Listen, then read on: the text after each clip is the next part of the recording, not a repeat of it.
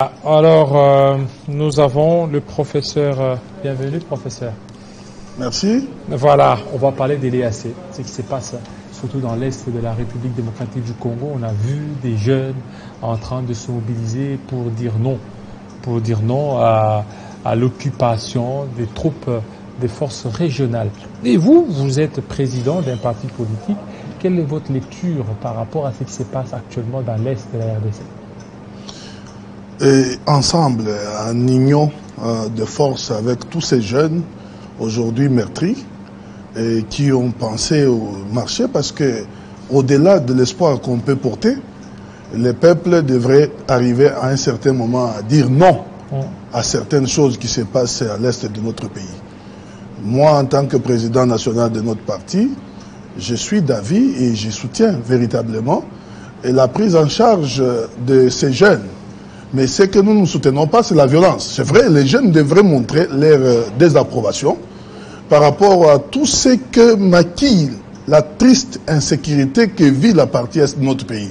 Mais voir les jeunes se prendre en charge comme ça, c'est déjà une très bonne chose. Si ça doit se faire de manière pacifique, pour que le pays ne compte pas encore d'autres morts supplémentaires, pour nous, c'est une très bonne chose parce que, vous l'avez dit, je suis président national d'un parti, mais c'est quel parti? C'est le parti la dynamique pour le bien-être des Congolais. Vous vous rendez compte, lorsque un Congolais vit sous le bruit des bottes, aucun bien-être ne peut être assuré. C'est comme ça que nous avons pensé aussi aujourd'hui à beaucoup plus féliciter ces jeunes qui ont compris que la force de l'EAC n'est pas... Donc c'est pas une solution pour l'Est. Je vais vous dire la vérité, la force de l'EAC n'est pas une solution parce que la seule solution, c'est le renforcement de la force de fait de nos FARDC. Parce que au jour d'aujourd'hui, aucun pays ne peut prétendre être véritablement sécurisé par les forces étrangères. Et si nous avons besoin véritablement de nous faire craindre et de croire que nous occupons une place prépondérante en Afrique centrale et en Afrique des Grands Lacs, il faudrait que notre armée puisse retrouver ses lettres de noblesse d'antan. Mais à l'heure actuelle, je dois vous dire la vérité, nous sommes déconsidérés. C'est vrai. Comment déconsidérés? Parce qu'on voit, donc c'est une première pour l'EAC, surtout envoyer des troupes dans un pays, parce que c'est une première que depuis que l'EAC existe, c'est la première fois. C'est que c'est une marque de considération. Oui, mais c'est ce qu'on appelle, nous, en économie, on appelle les agendas cachés. Parce que moi, personnellement, je ne peux pas croire que la première expertise, l'expérience avec IPDF de l'Ouganda, ça tournait à n'importe quoi. Ça n'a rien produit. Et aujourd'hui, nous revenons peut-être par bonne foi, parce que moi, je vous dis, le président de la République a la bonne foi de mettre fin à cette insécurité. Malheureusement, il est entouré par des pays hypocrites qui jouent le jeu des prédateurs, comme l'a si bien dit le pape François. Donc, si nous voulons réellement mettre fin, nous devons nous prendre en charge, comme disait des fois Mosée. Mais on s'attendait beaucoup plus de la visite du pape ici, parce qu'on a vu, lorsque le pape est passé en Afghanistan, en Syrie, on a quand même senti qu'il y avait vraiment des améliorations. Mais après le départ du pape, on sent que certaines grandes villes comme Goma qui sont menacées par l'attaque ou les attaques de M23. Oui, mais c'est ce que je suis en train de dire, messieurs les journalistes. Je parle de l'hypocrisie. L'hypocrisie. Tant des pays qui nous environnent, tant aussi de la communauté internationale. Le peuple n'a pas eu foi aux yeux pour les citer. Il a dit qu'ils sont des prédateurs. Mais aujourd'hui, le problème, c'est quoi? Le président de la République a bien expliqué en disant que nous détenons des minéraux, nous les Congolais. Mais si vous avez véritablement besoin de traiter ou bien d'exploiter les minéraux du Congo, il faut passer véritablement auprès des Congolais, vous allez avoir des contrats win-win. Mais c'est ce que les pays qui, hier, vivaient des minéraux du Congo. Vous savez que l'industrie ou bien l'économie rwandaise est asphyxiée à cause ou grâce aux mesures qui ont été prises par le gouvernement congolais. Aujourd'hui, ils sont en difficulté. Leur seul souhait, c'est de prendre Goma. Malheureusement, nous les Congolais, nous sommes en train de nous faire berner par des mesures de EAC et consorts. Non. Motivons l'armée et que l'armée prenne. Si vous voyez très bien l'EAC et consorts, toutes leurs manigances sous-régionales et consorts, c'est lorsque les FARDC ont du vent en poupe. que vous voyez, on vous a tenu avec la diplomatie. Pourquoi moi, en tant que membre de l'Union sacrée, j'exhorte le président de la République à ne plus croire à ces gens. Ce sont des hypocrites et que les Congolais... il faut que les AC partent. Ah ben oui, véritablement. Parce que là, vous allez y créer des zones tampons. Oui, mais il y a eu des accords. Vous ne voyez pas qu'aujourd'hui, si vous demandez les départs des l'EAC, ça sera aussi fragiliser certaines positions dans l'Est de la RDC. Oh, mais Et regardez d'abord des zones tampons. Oui. Et ces zones tampons sont majoritairement occupées par l'EAC. Si vous demandez les départs, vous voyez les conséquences? Non, ça veut dire en d'autres termes, messieurs les journalistes, ce que nous voulons, c'est quoi? Ces zones tampons doivent prendre fin. Parce qu'en d'autres termes, c'est comme si les forces qui sont dans ces zones tampons s'habituent véritablement à gérer le pays, à gérer ces zones tampons. En d'autres termes, c'est un délaissement partiel du pays. Or, le président de la République, fils de Fé Étienne Tshisekedi Wamulumba, il ne peut pas accepter même un petit centimètre carré soit donné à quiconque.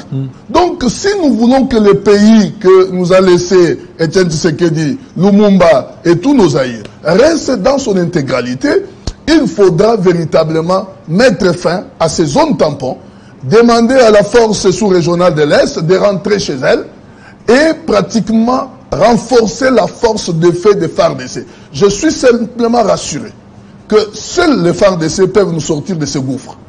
Parce que nous n'avons pas d'autres forces de sécurité en dehors de celle-là. Alors, le fait de vouloir les minimiser, ou soit de vouloir ne pas croire en elles, ça donne la force aux terroristes. Et nous, en tant que parti DBC, Dynamique pour le bien-être des Congolais, nous ne pouvons pas assurer le bien-être dans le bruit des bottes, et dans l'insécurité, dans les morts, dans les viols. Et nous pensons que les FARDC devraient être... Messieurs les journalistes, vous imaginez, nous sommes à plus ou moins 14-15 millions de morts. 15 millions. C'est au-delà de ceux qui sont décédés en Ukraine. Mais la communauté internationale ne se mobilise pas autant qu'elle le fait pour l'Ukraine. Mais vous voyez, il y a eu la présence du pape. Ah oui. D'ici là, ça sera Emmanuel Macron qui sera là. C'est qu'il y a quand même une mobilisation de la communauté internationale, mais qui ne se fait pas comme tambour battant comme ça se fait ailleurs. Oui, c'est que moi je demanderais à Emmanuel Macron, c'est d'éviter l'hypocrisie. C'est de vouloir venir visiter le Congo au même moment où vous soutenez le Kagame. Non, mais combien de milliards de dollars sortent du Parlement européen pour soutenir pratiquement l'armée rwandaise? Mais on soutient l'armée rwandaise pour tuer les paisibles Congolais. Et ici, on vous dit en Ukraine, il y a des paisibles citoyens qui sont décédés. Et vous avez vu la mobilisation. Moi, je suis d'accord que l'autre pays devrait être en synergie diplomatique avec les autres. Mais ça ne doit pas être une diplomatie aveugle. Nous devons comprendre avec qui. Nous devons trouver de nouveaux alliés. Des nouveaux alliés. Si les Occidentaux traditionnels ne permettent pas que le Congo soit en sécurité, il faut nous tourner ailleurs. Parce que le bien-être des Congolais passe avant tout. C'est-à-dire qu'on peut avoir des relations avec la France, l'Allemagne, les États-Unis, mais pour quel but? Pour que nous puissions maintenir dans la souffrance les peuples de l'Est. Nous, DBC, ça ne passera pas. Nous sommes de l'Union sacrée, mais la souffrance des peuples, quand elle dépasse les bornes, nous allons nous tenir debout. De quoi d'ailleurs? Vous êtes de l'Union sacrée. Ah ben oui. Vous êtes de DBC. Tout à fait. Dynamique pour le bien-être des Congolais. Des Congolais, mais on était en train de... Les Congolais vous ont rappelé que votre mandat tend à sa fin. Oh ben ça c'est tout à fait logique. Vous et moi... Vous savez, quand des gens vous rappellent, c'est qu'il y a un ras-le-bol. Non, vous et moi... Il y a un mécontentement. Non. Cette population veut un changement. Non, même quand nous faisons l'examen dans les auditoires, quand nous posons les examens, les surveillants rappellent aux étudiants, même ceux qui n'ont pas triché, les bons étudiants, qu'il vous reste 2 minutes. C'est tout à fait logique. Les sémères en eau trouble. Oui, mais ça ne vous a pas fait couer ce rappel. Parce qu'on a vu beaucoup de gens qui sont montés pour certainement dénoncer ces rappels, alors que c'est tel que vous dites là, c'est normal. Bon, nous, la DBC, ce qui est sûr, ce qui est bon, nous acceptons, ce qui est mauvais, nous dénonçons. Je ne vois pas le mal que le peuple, une frange du peuple, puisse nous rappeler que le mandat s'est terminé. Surtout que la volonté du chef de l'État lui-même est celle d'organiser les élections libres, transparentes et apaisées. Dans quel contexte? Ce contexte sécuritaire précaire. Ah ben oui, mais c'est vrai. C'est pourquoi vous voyez qu'il est préoccupé. Nous sommes préoccupés pour que nous puissions arriver à mettre fin à cette guerre. Alors, il faut aller au dialogue. Alors, ah non, la période de dialogue est dépassée. Mais Massissi Rutshuru est menacé. Comment vous voulez aller aux élections sans Massissi, sans Rutshuru? Parfois, ce sont des Congolais qui veulent aussi voter. Je vais vous dire une chose, monsieur le journaliste. Au regard de la demande pressante du peuple de faire retourner les forces de EAC chez elles, il faut impérativement passer à l'offensive avec les FARDC. Et lorsque vous voyez très bien, lorsque les FARDC passent à l'offensive, on récupère des villes. Et on vient nous embrouiller. Cette fois-ci, on ne veut plus cette histoire de EAC et nous nous engageons à faire partir les terroristes de ces villes. Je vais vous rassurer ici, avec le dynamisme qu'a les chefs de l'État sur le terrain. Vous allez voir que bientôt, là, ces villes seront récupérées avant les élections. Parce qu'on ne peut pas. On ne peut pas. N'oubliez pas que c'est Massissi Rutshuru. Ah ben alors, Massissi Rutshuru, les deux villes-là, c'est plus que même le Rwanda et l'Ouganda. Oui, mais... Et maintenant, vous comptez les récupérer dans combien de temps? Dans 12 mois, dans 10 mois. Vous dites elles ne sont pas totalement prises. Ce sont des parties de ces parties de notre pays qui sont prises, qui sont occupées. Et aujourd'hui occupées, pratiquement, nous pensons avec pratiquement les manigances de la force régionale. Manigances? Ah oui. Elles sont complaisantes, cette force parce que le premier accord qu'on avait signé avec cette force-là, c'était l'accord sur l'offensive de ces forces. Mais depuis qu'elles sont venues, elle est à la défensive. Et vous avez déjà entendu une fois qu'il y a, par exemple, collision entre les M23 et cette force, du jamais vu. Mais pratiquement, c'est elle, cette force-là, qui décourage la force des FARDC. Donc vous comprenez que pour nous, la DBC, la force des EAC appartient au passé. Et nous devons passer vite vers l'amélioration vraiment de la force de fait de nos FARDC. Mais à Bujumbura, il y a eu cette réunion des chefs d'État. Il y a eu aussi cette conclusion. Tout à fait. Qui a demandé la cessation. Vous ne voyez pas que c'est encore trop des discours qui ne font rien? Vous avez raison. Nous, à la DBC, on a trouvé que c'est un discours de trop encore.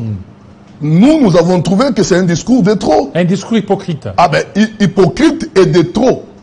Et ben parce que vous sentez très bien que les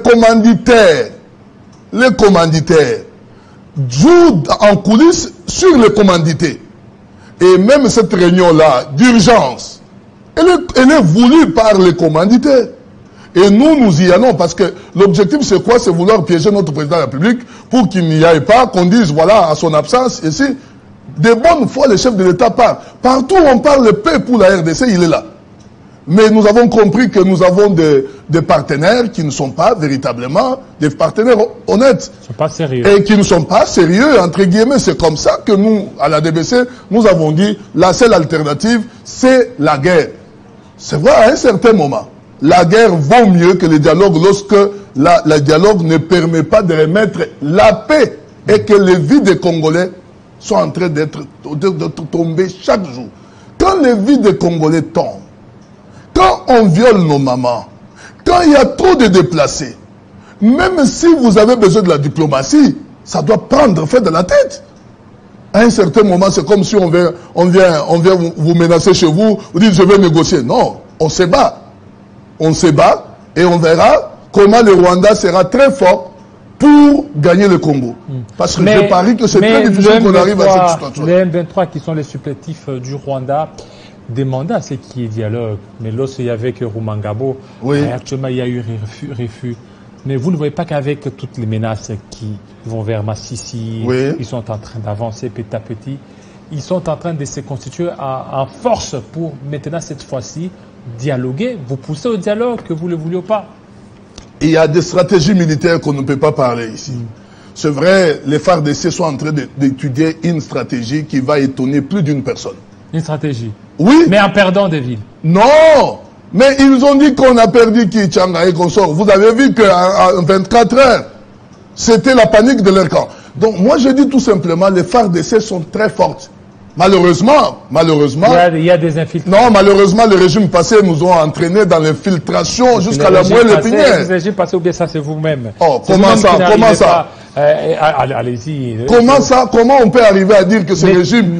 Par contre, on a décelé les infiltrations grâce à ce régime. Quand on voit tous les postes de responsabilité de l'armée être placés dans... Écoutez, les RCD, qui a amené les RCD? Oh, mais c'est le régime passé. Non, qui a amené les RCD? Mais le régime passé. Et Étienne Tshisekedi était où? Était dans les RCD, il était membre des RCD. Mais il a eu à coopérer avec les gens Jean-David, il a eu non. À coopérer avec les gens non. Alors, évitons d'aller dans ce genre de choses. Nous savons comment notre ami... vous ne voyez pas que ce qui est... Tunga Moulongo, vous le connaissez. Vous ne voyez pas que ce qui est important. Vous le connaissez. Ce qui est important, c'est quoi? C'est d'aller, de combattre que à tout moment, vous voulez faire revenir le régime passé. Donc, vous voulez faire de ce régime comme votre marchandise. Non, marchandise. On fait la marchandise. On fait la publicité. On fait la publicité sur une marchandise de bonne qualité. Je n'ai jamais vu un commerçant qui vient faire la publicité d'une marchandise polluée. Alors, ce que moi je voudrais dire ici, c'est quoi? Nous avons été infiltrés grâce à la clairvoyance du chef de l'État. Aujourd'hui, on découvre qu'il y avait même le plus haut gradé de l'armée qui était en train de trahir le pays. Mais grâce à cela, on a maintenant une certaine restructuration de l'armée. Et ce que moi je suis en train de demander, c'est quoi? Que le peuple congolais soutienne ses forces armées. C'est vrai, vous allez voir même, l'esprit a changé. Les jeunes marchent. Ils ne marchent pas contre les FARDC, ils marchent contre la force sous-régionale. Moi, je me dis tout simplement la force du mal. Parce que réellement, les forces sous-régionales, sous d'autres cieux, viennent pour mettre fin à l'hostilité. Mais malheureusement, nous assistons à une voie ouverte, grandement ouverte, pour dire Goma est ouvert, venez prendre. MONUSCO et AC, même chose. Bon, et MONUSCO et AC sont des oiseaux de même plumage. Et pourquoi vous ne les chassez pas? Mais le président de la République a déjà demandé le départ. Il y a même un chronogramme de départ bien déficelé. Mais ils sont là. Non, mais c'est parce que, généralement, le chronogramme, l'échéancier n'a pas encore été atteint. Merci. Vous attendez, l'échéancier sera atteint. Et en ce moment, la MONUSCO partira. Mais dans le plus bref délai, l'EAC devra quitter le sol congolais parce que on a trouvé son incapacité à résoudre le conflit et les FARDC avec le commandant suprême devraient prendre les bateaux de commandement pour chasser et poursuivre ces gens. Jusqu'à leur dernier retranchement. Merci beaucoup, professeur. Merci beaucoup, monsieur Jean-David. Merci. Trésor, bon.